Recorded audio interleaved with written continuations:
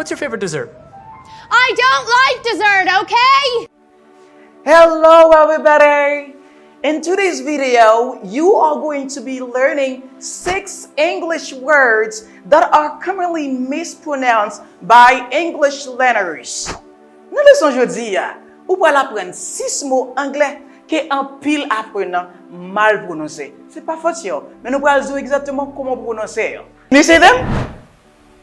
Yes, teacher. Oh. I can pronounce that. Go ahead. Professor, can pronounce it. Allez. Okay.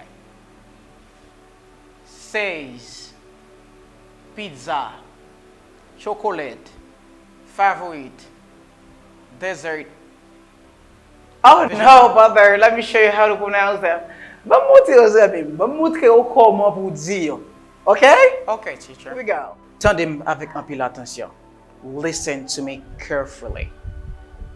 Parfois, c'est pas vous-même, c'est parce que façon apprendre qui fait comme ça. Je vais le montrer. Listen to the pronunciation of the words first. Tande prononciation moyo avant. Et je vais faire tande comment natif la dit. C'est pas bagay que m'inventer, c'est bagay que je vais le montrer. Comment pour dire bien. Je connais, je vais partager la vidéo ça. Merci un peu. Vous aimez travail ça. Merci infiniment. I love you. Moi-même. Je vais démarrer ici. Lorsque mot ça, when we have this word, nous comptons moun yo, nous le verbe to say, qui veut dire. Moun yo kon dit say. Troisième personne non, le wap dit she ou bien yi, et bien gon s qui est ajouté. You add un s ou ajouter yon s. Et bien l'ajouter s ça moi pas même son. It doesn't have the same sound. The sound is changed completely. Li changé complètement. Là, moi prononcer le comme says. Who says helping veterans gives me a sense of purpose. Teacher says. Says helping veterans. Maintenant tête. C'est comme si vous te says ça là. Dit says. It's like Tom Hanks says in the one movie. It's like Tom Hanks says in the one movie. Pas vin dit OK, teacher say, mais elle dit says. No. Si tu konzil, stop saying it or stop saying it like that. Pas dire comme ça encore, il say says. It says, no problem of human destiny is beyond human beings. Says. Voilà, mettez là, on va changer ça. Say, c'est say pour i, mais l'autre me s là, on va dire c'est says. Si t'es pour contre il pas gain s, on t'a dit say. Mais là que le gagne s là, me dit c'est says. She says. On regarde exemple ça. He says he likes it. He says he likes it. He says he likes it.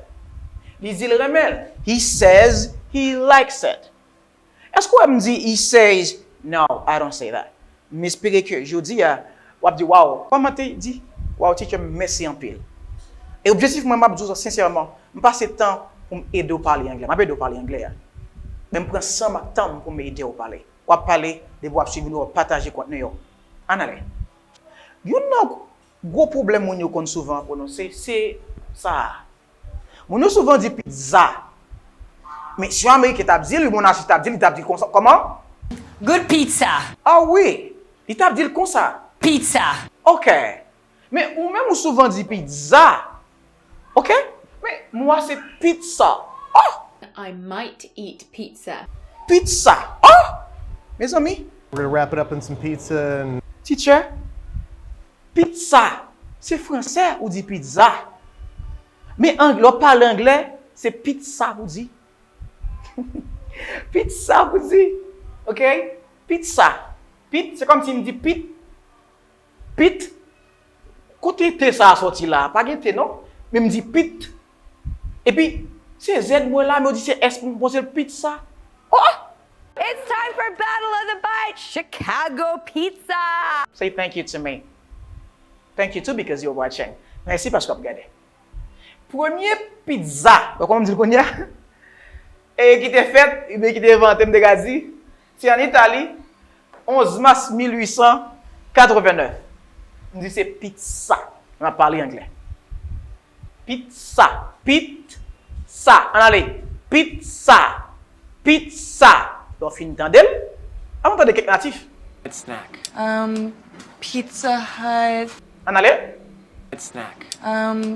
Pizza Hut. Vous entendez?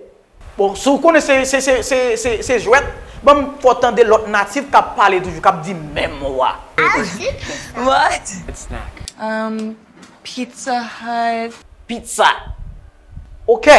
Quand y a là, on est sûr que c'est ça natif là dit. C'est pizza. Mais là, chocolat. Chocolat. Mes amis. Chocolat, il y a des gens qui disent chocolat, pas contre lui. Mais ou même de pouvoir suivre Aidemi, ou suivre Duquesne, ou suivre Daniel. Please, dis-moi ça bien. Ça prononcé comme chocolate. Oh!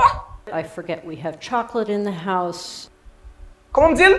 Chocolate in the house. Chocolate. Chocolate.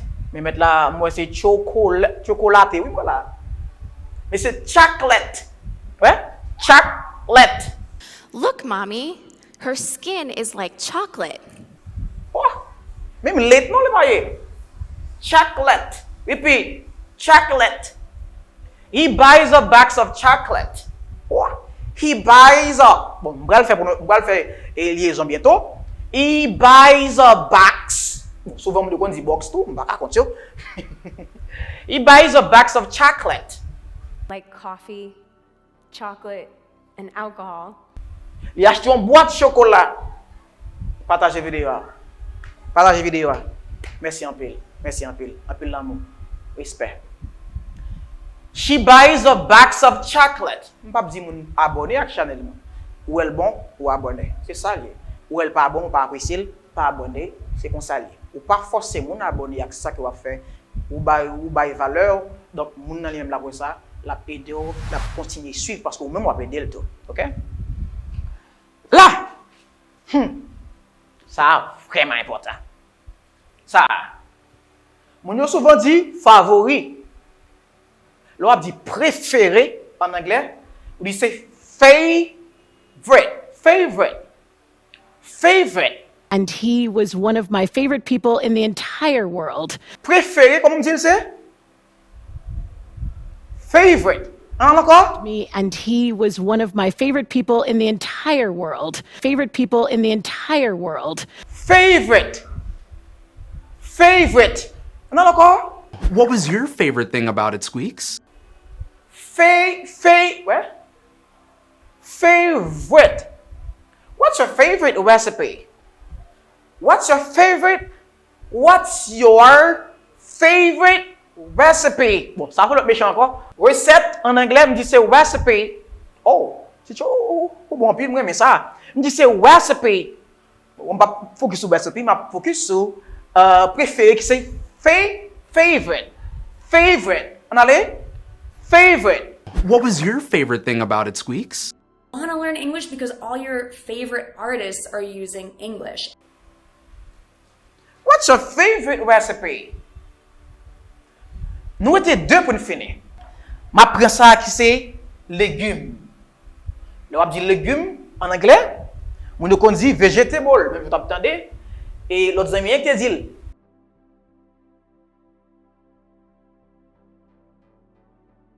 c'est vegetable, mais pas ça. C'est vegetable. Oh. Yeah, my dad had a vegetable garden when I was growing up. Teacher, it's difficile. I know it's difficile. I know it's difficult. Let me show you how to pronounce it. Follow me.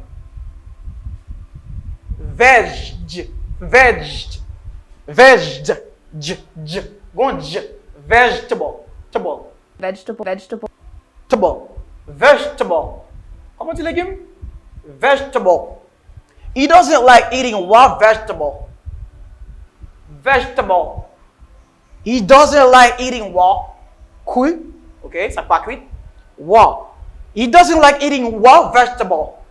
Do you like eating vegetable? Est-ce qu'on aime manger vegetable, légumes? He doesn't like eating vegetable. Prends ça, on dit c'est vegetable.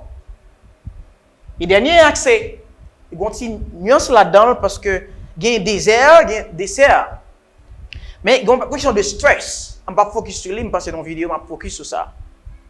L'on dit dessert en anglais, ou dit c'est dessert. It's a small dessert but extremely rich. It's a small dessert but extremely rich. Eat your vegetables first, then you get dessert. Favorite dessert? Chocolate.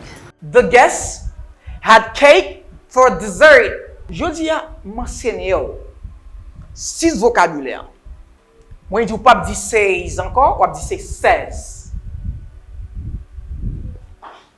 Pizza. Pizza. Favorite. Favorite. Hein? Favorite. Au lieu de dire favor, je dis favorite. Favorite. Chocolate. Comment dit chocolat encore? Chocolate. Dessert. Dessert. Vegetable. Vegetable. C'est là que je m'étais fait avec la vidéo ça. Donc, si vous avez besoin de suivre moi, allez sur TikTok, écrit Teacher du Kenya. Si vous avez besoin de suivre moi, allez sur YouTube, écrit Teacher du Kenya. Bien sûr, moi, à tout côté, écrit Teacher du Kenya, avec tout le bagage. Merci, un peu l'amour. Merci à vous-même tout qui pourrez partager contenu ça. Bye bye.